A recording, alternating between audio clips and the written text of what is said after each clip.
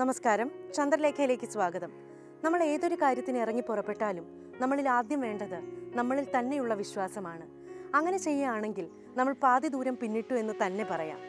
ചന്ദ്രലേഖയുടെ പുതിയൊരു അധ്യായത്തിലേക്ക് എല്ലാ പ്രിയപ്പെട്ട പ്രേക്ഷകർക്കും സ്വാഗതം.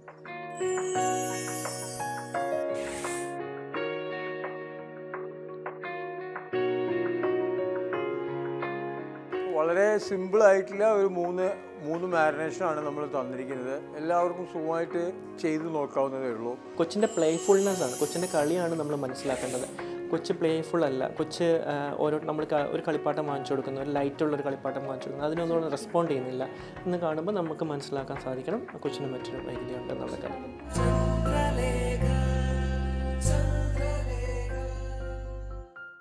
നമ്മൾ ഒരുപാട് പച്ചക്കറികളൊക്കെ വാങ്ങി ഫ്രിഡ്ജിൽ സൂക്ഷിക്കുമ്പോൾ അത് സെപ്പറേറ്റ് പാക്കിലായി വെച്ചാൽ ഒരുപാട് നാളതിരിക്കുകയും ചെയ്യും, അതുപോലെ തന്നെ ഫ്രിഡ്ജ് വൃത്തിയായിട്ടിരിക്കുകയും ചെയ്യും.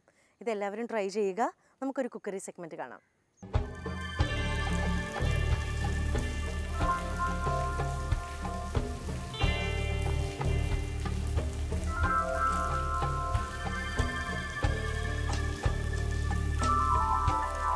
Hi viewers, I am Srinath, Bolgatti Palace, KTDC എറണാകുളത്തിലെ ഷെഫാണ് ഞാൻ. സാധാരണ ഇപ്പോൾ നമ്മളെ കുക്കറി ഷോസെല്ലാം ഉണ്ടാവാറുണ്ട്.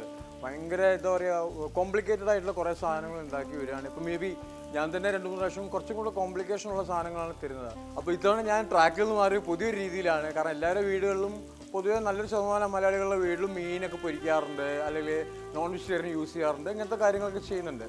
അപ്പോൾ ഇതിൽ പലരുടെയും ഏറ്റവും വലിയ പ്രശ്നം വെച്ചാൽ മീൻ കേരളത്തിൽ ഒരുപാട് അവൈലബിൾ ആണ്. പക്ഷേ അതിലിടുന്ന മാരിനേഷൻ, അതിൻ്റെ ടേസ്റ്റ്, അതിൻ്റെ ഫ്ലേവർ, അത് നമ്മളെ ബോഡിയെ എങ്ങനെ ബാധിക്കുന്നു, നമ്മളെ ടേസ്റ്റിനെ എങ്ങനെ ഇതാക്കുന്നു, അവിടെയാണ്. അതായത് ഭക്ഷണം എന്ന് പറഞ്ഞാൽ ഒരു മനുഷ്യൻ്റെ മനസ്സിൽ ഒരുപാട് സന്തോഷങ്ങൾ ഉണ്ടാക്കുന്ന ഒരു സംഗതിയാണ്. നല്ല ഭക്ഷണം കൊടുത്താൽ അയാളുടെ മുഖം നോക്കിയാൽ ഒരു പോസിറ്റീവ് വരാറുണ്ട്, മോശമാണെങ്കിലോ നേരെ തിരിച്ച് സംഭവിക്കാറുണ്ട്. അപ്പോൾ ഞാൻ തുടങ്ങുകയായി ഇതിൻ്റെ ഫസ്റ്റ് ഓഫ് ഓൾ ഞാൻ നിങ്ങൾക്ക് ഇതിൻ്റെ ഇൻഗ്രീഡിയൻസ് എന്തൊക്കെയാണ് അങ്ങനത്തെ ഉള്ള കാര്യങ്ങളൊക്കെ പരിചയപ്പെടുത്തി തരാം.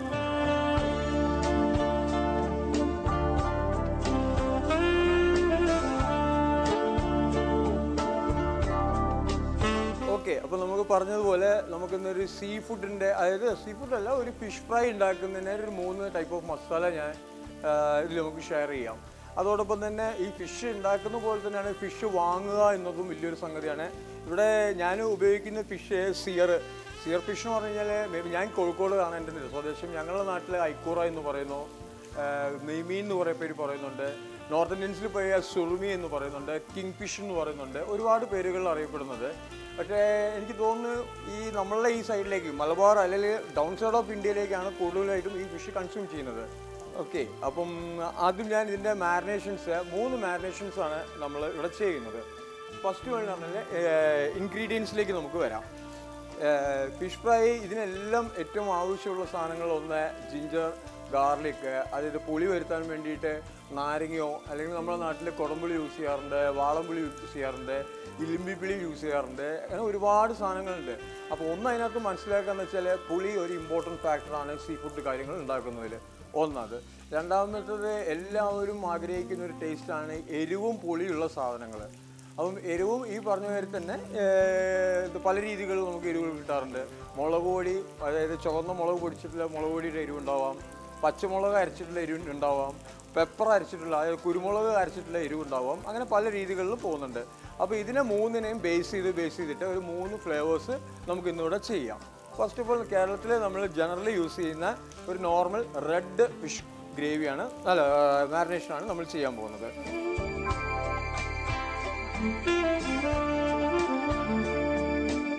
നമുക്ക് ആദ്യമായിട്ട് ഇൻഗ്രീഡിയൻസ് ആയിട്ടൊന്ന് പരിചയപ്പെടാം.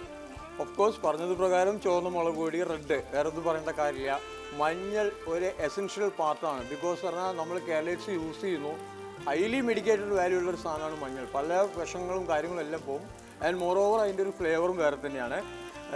പിന്നെ ജിഞ്ചറും ഗാർലിക്കും ചേർന്ന് പേസ്റ്റ് ആക്കിയത്, വെളുത്തുള്ളിയും ഇഞ്ചിയും നന്നാക്കിയിട്ട് അതിന് തോലെല്ലാം കളഞ്ഞ് ക്ലീൻ ചെയ്തിട്ട് അതിന് പേസ്റ്റ് ആക്കിയത്, പച്ചമുളക് കുറച്ച് അരച്ചതിടുക, പിന്നെ റെഡ് ചില്ലികളിൽ 2 ഉണ്ട്. ഒന്ന് സാധാരണ നോർമൽ ചില്ലി ഉണ്ട്, കാശ്മീരി ചില്ലി ഉണ്ട്.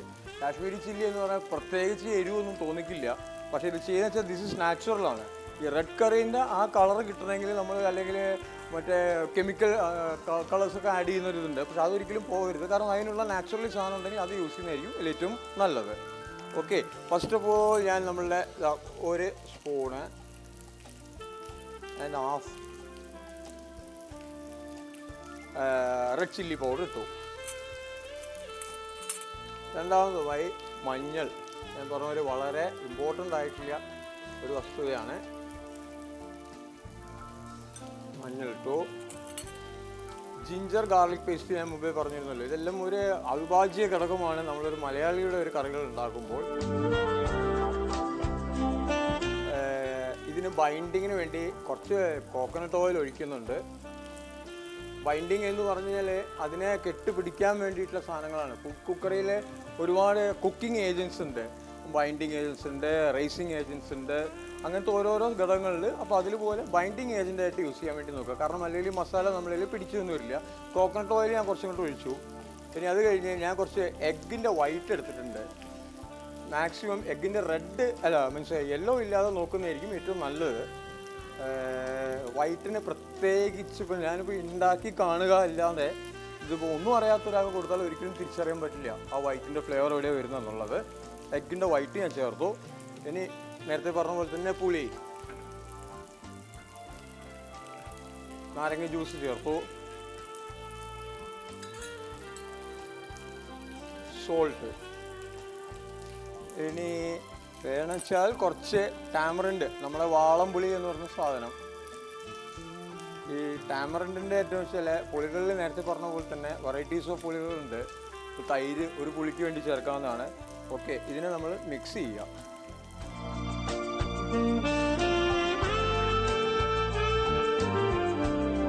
പിന്നെ കുറച്ച് റൈസ് പൗഡർ ഞാനിതിൽ ചേർക്കുന്നുണ്ട്. അതും ഇതേപോലെ തന്നെയാണ് നമ്മൾ ചെയ്യുമ്പോൾ. അതിനകത്ത് ഫിഷിൻ്റെ മുകളിൽ ഒന്നിക്കൊരു ക്രിസ്പിനെസ് ഫീൽ ചെയ്യാനും, രണ്ടാമത് ഫ്ലോറുകൾ എപ്പോഴും ഈ നേരത്തെ പുറത്തു വരുമ്പോൾ ബൈൻഡിങ് ആയിരിക്കും. അതായത് നമ്മളുടെ കഷ്ണം വിട്ടാൽ പുറത്തേക്ക് പോവില്ല. അത് അപ്പത്തിൻ്റെ പൊടിയോ കുറച്ച് ചേർത്തു, കുറച്ച് കറിവേപ്പിലയും കൂടെ ഇടുന്നു. ഓക്കെ, ഇത് പറഞ്ഞ പോലെ തന്നെ മിക്സർ കണ്ടോ, ഇതിൻ്റെ കളർ കിട്ടി നമുക്ക് എല്ലാവർക്കും. പിന്നെ ഇനി അടുത്ത പാർട്ട് നമ്മളുടെ ഫിഷാണ്. ഞാൻ പറഞ്ഞ പോലെ തന്നെ സിയർ ഫിഷാണ് എടുത്തിരിക്കുന്നത്. അതിനെ ഇങ്ങനെ കട്ട് ചെയ്യുന്നതിന് ഡാൺ കട്ട് എന്നാണ് നമ്മൾ പറയുക ഹോട്ടൽ ലാംഗ്വേജസിൽ. എന്തായാലും ശരി, മീൻ പൊരിച്ചതിൻ്റെ ഒരു പീസ്. ഈ ഫിഷിൻ്റെ മുകളിൽ നമ്മൾ ശ്രദ്ധിക്കേണ്ടത്, നോർമലി നമ്മൾ ഒരു ബിൽഡിങ്ങോ എന്തെങ്കിലും കോൺക്രീറ്റ് ചെയ്യുക അല്ലെങ്കിൽ അതിന് മുകളിൽ ടൈൽസ് പതിപ്പിക്കുകയോ ചെയ്ത് കഴിഞ്ഞാൽ അത് പതിപ്പിക്കുന്ന സർഫസ് എപ്പോഴും നമ്മൾ കുറച്ച് പരുവരുത്തതാക്കുന്നു. എന്നാൽ മാത്രമേ അതിനകത്ത് ബാക്കിയുള്ള സാധനങ്ങൾ പിടിക്കുള്ളൂ. സെയിം ലോജിക്ക് ഇത് തന്നെയാണ്. അപ്പോൾ ഇതിനങ്ങനെ ടെൻഡറിങ് അല്ല,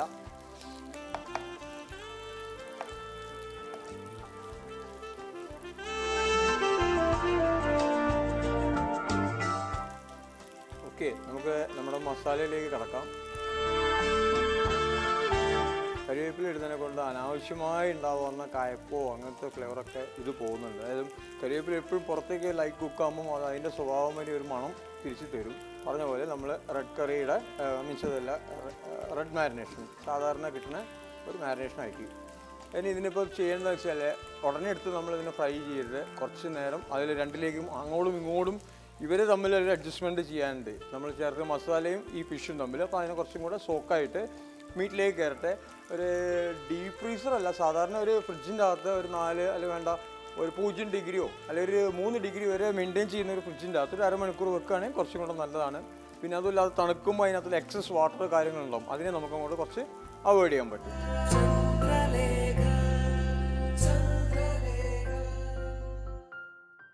അപ്പോൾ നമ്മൾ റെഡ് മാരിനേഷൻ കൊടുത്തിട്ടുള്ള ഫിഷ് നമ്മൾ ഫ്രീസറിൽ വെച്ചു. അറൗണ്ട് ഒരു 1/2 hour അത് നമ്മളതൊന്ന് കൂളാക്കി വെക്കുക. അപ്പോൾ അതിന് നേരത്തെ പറഞ്ഞ മാതിരി വെള്ളത്തിൻ്റെ കണ്ടൻസ് ഒക്കെ കുറയുക. ഇനി നമുക്ക് അടുത്ത ഒരു മസാലയിലേക്ക് പോവാം.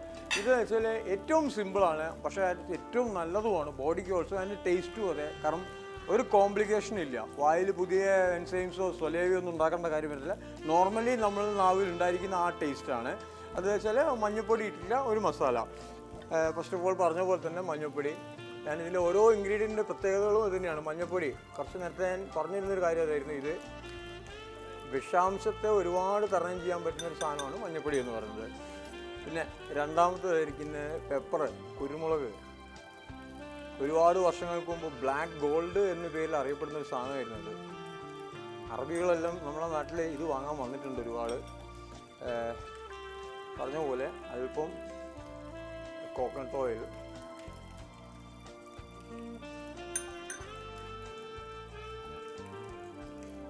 കുറച്ച് ginger garlic paste,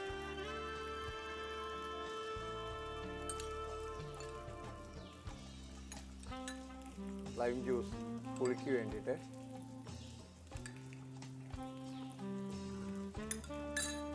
egg white ഒരു ബൈൻഡിങ്,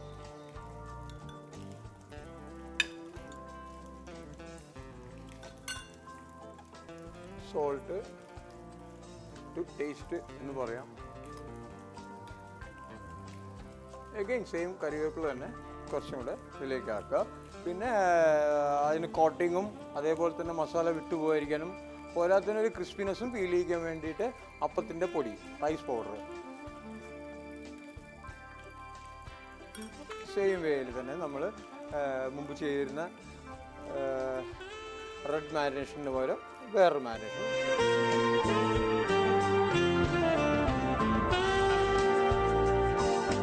അപ്പോൾ നമ്മൾ രണ്ടാമത്തെ മസാല റെഡി ആയി കഴിഞ്ഞു. അത് ടർമറിക് ബേസ് ആയിട്ടുള്ള സിമ്പിൾ മസാല, പക്ഷേ ടേസ്റ്റോ അതിനെക്കാട്ടും എത്രയോ മുകളിലും. ഓക്കെ, അതിന് നമുക്ക് ഇതിൻ്റെ മൂന്നാമത്തെ മസാലയിലേക്ക് കൊണ്ടുപോകാം. ഈ ഫസ്റ്റ് രണ്ട് തന്നതിൽ നിന്നും വളരെ വ്യത്യാസമുള്ളൊരു രീതിയിലേക്ക് വരുന്നുണ്ട്. അത് ഇതിൽ മാരിനേഷൻ എന്ന് പറഞ്ഞാൽ ആദ്യം ജിഞ്ചർ, ഗാർലിക്, പച്ചമുളക്, ഇഞ്ചി, വെളുത്തുള്ളി, പച്ചമുളക്, കരിവേപ്പില, ഇത് 4 സാധനത്തിനെയും കൂടെ ഫൈൻ പേസ്റ്റ് ആക്കുക. ഞാൻ ഓൾറെഡി പേസ്റ്റ് ആക്കി വെച്ചിട്ടുണ്ട് ഇവിടെ. പച്ചമുളകും കരിവേപ്പിലയും വരുമ്പോൾ എന്താ വെച്ചാൽ ഇതിന് ആ കളറ് പച്ച നിറത്തിലേക്ക് അങ്ങോട്ട് നിൽക്കും.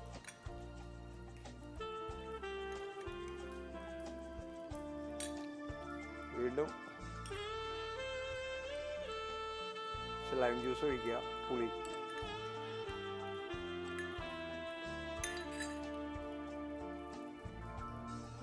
കുറച്ചുകൂടെ coconut oil, same as egg white bind ചെയ്ത് പിടിച്ച് വെക്കാൻ വേണ്ടി എഗ് വൈറ്റ്, റൈസ് പൗഡർ, കുറച്ചും കൂടെ എരിവ് വേണമെന്ന് തോന്നലാണെങ്കിൽ കുറച്ചും കൂടെ പെപ്പർ നമുക്ക് ആഡ് ചെയ്യാം, ഫ്രഷ് പെപ്പർ ആഡ് ചെയ്യാം. ഇത് വന്നു.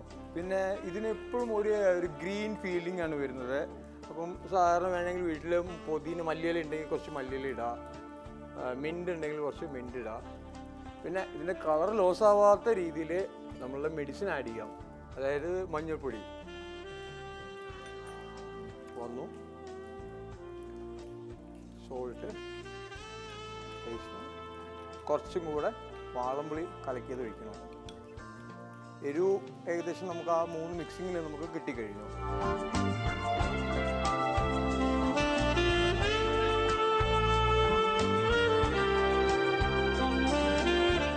സെയിം നമ്മൾ നേരത്തെ ചെയ്ത പോലെ തന്നെ ഇതിനെയും ബാക്കി 2 നമ്മൾ പ്രിപ്പയർ ചെയ്തിട്ട് നമ്മൾ ഇതാക്കിയ ഫ്രീസറിൽ വെച്ചു.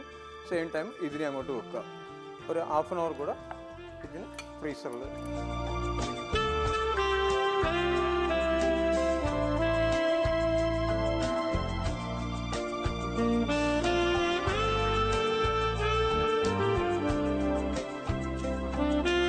ഓക്കെ, നമുക്ക് ഇനി ഇതിൻ്റെ അടുത്ത ഘട്ടത്തിലേക്ക് കിടക്കാം. നമ്മളുടെ ഫിഷെല്ലാം നമ്മൾ ഫ്രീസറിൽ വെച്ച് തണുപ്പിച്ചിട്ടുണ്ട്. കേരള അതിനെ കൊണ്ട് കോക്കനട്ട് ഓയിലാണ് ഞാൻ ചെയ്യുന്നത്. ഓയിൽ ഹീറ്റാക്കുക, 2 കഷ്ണം കരിവേപ്പില ഇടുക.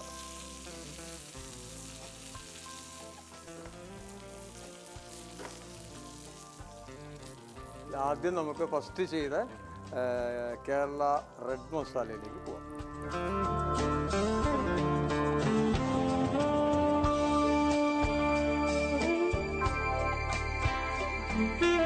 പിന്നെ ഇത് ഈ നമ്മൾ ഉപയോഗിക്കുന്ന ഐക്കൂറയുടെ ഒക്കെ ഏറ്റവും പ്രത്യേകിച്ചാൽ അതിൻ്റെ മീറ്റ് ഒരു ബുക്ക് പോലെയാണ്, നല്ല കട്ടിയുള്ള കടലാസുള്ള ഒരു ബുക്ക് പോലെയാണ് നിൽക്കുന്നത്. അതായത് ഓരോ ലേയേഴ്സ് ആയിട്ട്.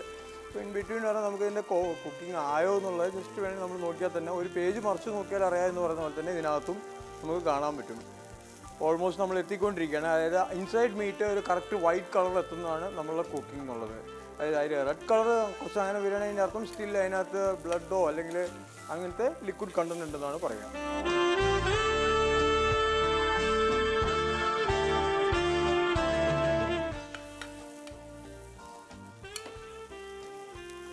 ഇവിടെ നമ്മളുടെ ഫിഷ് ഒന്നാം ഘട്ടം ഏകദേശം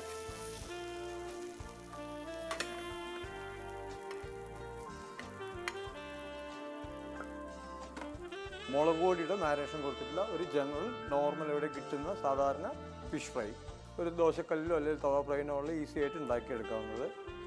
വലിയൊരു കോംപ്ലിക്കേഷൻസ് ഒന്നും ഇതിൽ ഞാൻ കാണുന്നില്ല. ആർക്കും വേണം ട്രൈ ചെയ്യാം.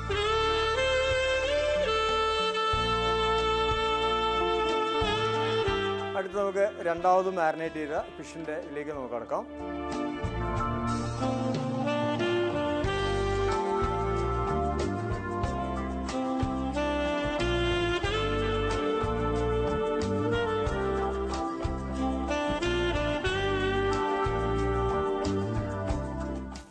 നല്ല മസാല കോട്ടിങ് കൊടുക്കുമ്പോഴുള്ള അഡ്വാൻറ്റേജ് എന്ന് വെച്ചാൽ നമുക്ക് ഈ ഒരു ഫിഷിൻ്റെ ഫ്രൈ മാത്രം വേണേൽ നമുക്കൊരു ചോറും കൂട്ടി കഴിക്കാൻ പറ്റും. അതായത് ഒരു ഗ്രേവി തരുന്നതിൻ്റെ എഫക്റ്റ് ഇതിൻ്റെ മസാലയ്ക്ക് തരാൻ പറ്റും.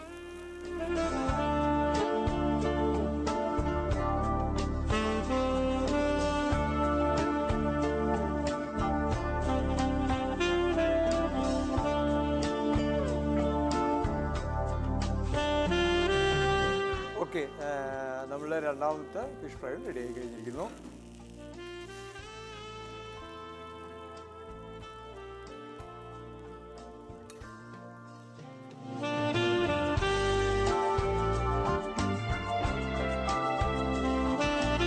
അങ്ങനെ നമുക്ക് മൂന്നാമത്തെ മസാലയിലേക്ക് പോവാം.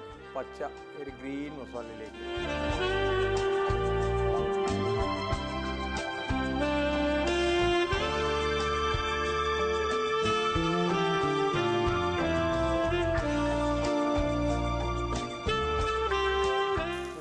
ഒരു ഫ്ലേവറിന് വേണമെങ്കിൽ നമുക്ക് വേണമെങ്കിൽ 2 കഷ്ണം മല്ലിയിലയോ അല്ല പുതിനയിലയോ മല്ലിയിലയോ ചെയ്യാം.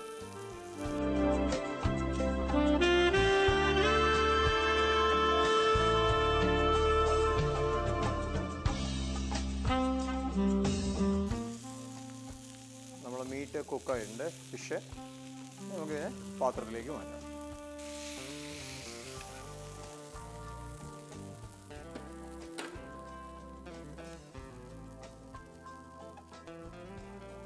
വളരെ സിമ്പിളായിട്ടുള്ള ഒരു മൂന്ന് മാരിനേഷനാണ് നമ്മൾ തന്നിരിക്കുന്നത്. എല്ലാവർക്കും സുഖമായിട്ട് ചെയ്ത് നോക്കാവുന്നതേ ഉള്ളൂ. പിന്നെ അതിലുമുപരി എന്നുള്ളത് ടേസ്റ്റ് നമ്മളാണ് തീരുമാനിക്കേണ്ട ആൾ. കഴിക്കുന്ന ആളാണ് അതിൻ്റെ ടേസ്റ്റ് ഉള്ളത്. അപ്പോൾ നമുക്ക് എന്താണോ ടേസ്റ്റ് ഉള്ളത് അതിലേക്ക് പോരുക. റോങ് ഇക്വേഷൻ ആവാണ്ടിരുന്നാൽ മതി. അതായത് ആസിഡും ആൽക്കലിയും ഒരുമിച്ച് കഴിച്ചാൽ വയറ് കേടാവുന്നുള്ളതല്ല. പക്ഷേ ഏകദേശം ബേസുകൾ ഇത്രയേ ഉള്ളൂ. ഈ ഒരു ധൈര്യത്തിൽ അങ്ങോട്ട് മുന്നോട്ട് പോയി കഴിഞ്ഞാൽ ആയിരക്കണക്കിന് ടേസ്റ്റുകൾ നമുക്ക് എല്ലാവർക്കും ഉണ്ടാക്കാവുന്നതാണ്. അതിനകത്ത് ഞാനൊരു സിമ്പിളായിട്ടുള്ളൊരു 3 കാണിച്ചു. ധൈര്യമായിട്ട് നിങ്ങൾക്ക് വീഡിയോയിൽ ട്രൈ ചെയ്ത് നോക്കാം. നല്ലതായിരിക്കും, എല്ലാവർക്കും ഇഷ്ടമാവുകയും ചെയ്യും.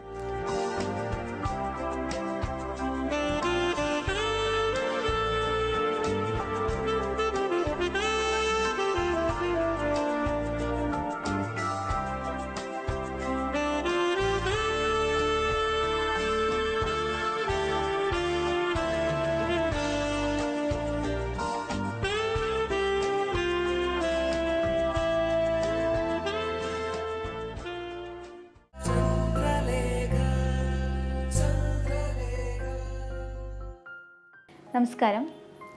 ദൈവം തന്ന ദാനങ്ങളിൽ ഏറ്റവും സവിശേഷമായൊരു ദാനമാണ് കാഴ്ചശക്തി എന്നുള്ളത്.